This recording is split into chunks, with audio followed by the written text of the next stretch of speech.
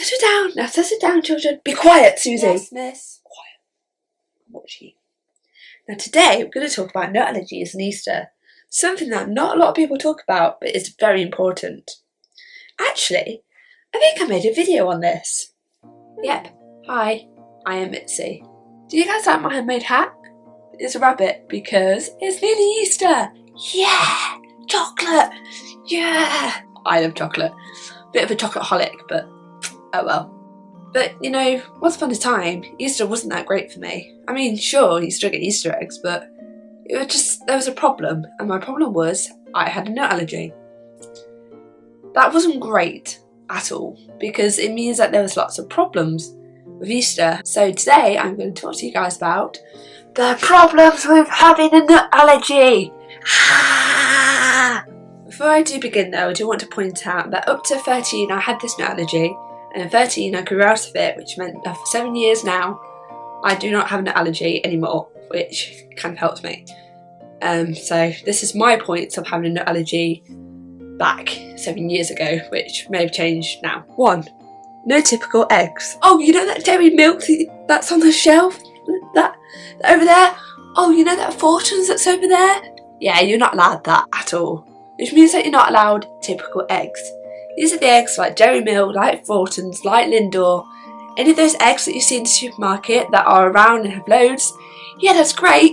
You can't have them. You know those eggs that are nut-free that are so great for you? You can't really find them. And when you do find them, there's only like 1 or 2 there. That doesn't really help. Go ahead, try and find the nut-free ones. Good luck with looking at the typical ones that look so nice and everyone's having them. And you can't have them because you're not allowed at all. 2. Giving up Easter eggs. This is my main problem with having a nut allergy. It meant that I got 3 or 4 Easter eggs, some Dairy Milk, some Fortunes, but oh wait, I can't have them. Yay! It was so annoying. So I have a sister and she didn't have an allergy, so what I had to do was give them away. Which meant I was left with 1 or 2 Easter eggs that were just nut free, and she now had 6 or 7. How was that fair? Number 3.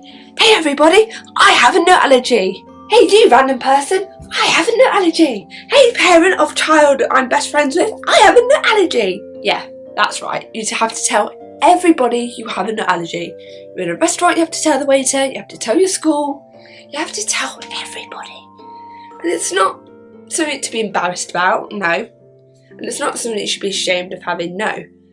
But having to tell everybody means that everybody has to know your business. Of course there's a problem because I think it's very problematic to actually tell everybody. And it means that you have to sit in restaurants, you have to tell them, and it can get quite annoying when there's loads of foods that you want to have, especially desserts, that you want to have. But you have to go down the list and go, I can't have that, or that, or that, or that. My biggest problem with having to tell everybody I have an allergy was that we had to send, when in my primary school, we had to send out letters to every parent telling them, don't bring any nuts in, don't bring any traces of nuts in at all, because we have 2 children, only 2 children who have nut allergy, me and this other girl. It was really annoying because no one could have any nuts and nobody could have anything that had nuts in case. So as this, it's kind of annoying when this is a kind of a different point, but kind of the same point. It's very annoying also. Do you remember the Christmas dinners you could have that everybody was allowed and everybody brought money in?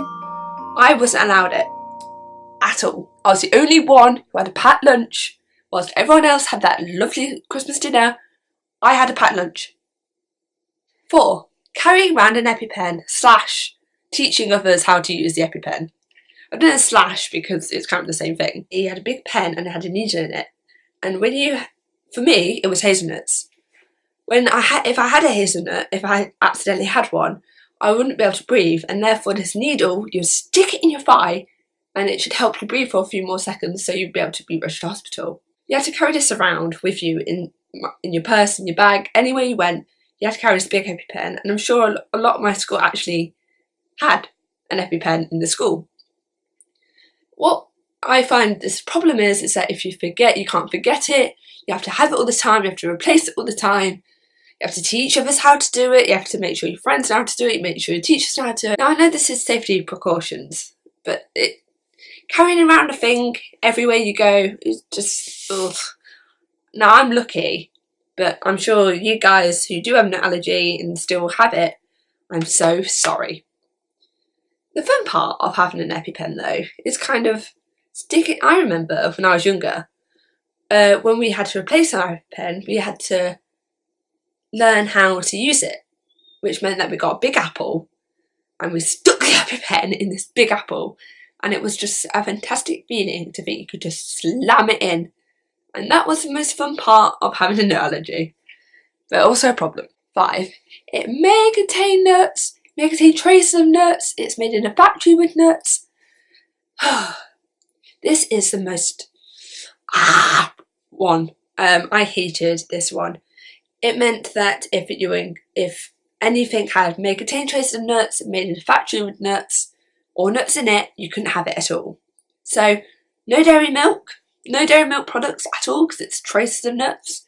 No Lindor, no anything. You had to make sure that your food was completely free of nuts. This is why it's a problem, is it meant you had to check all your food all the time.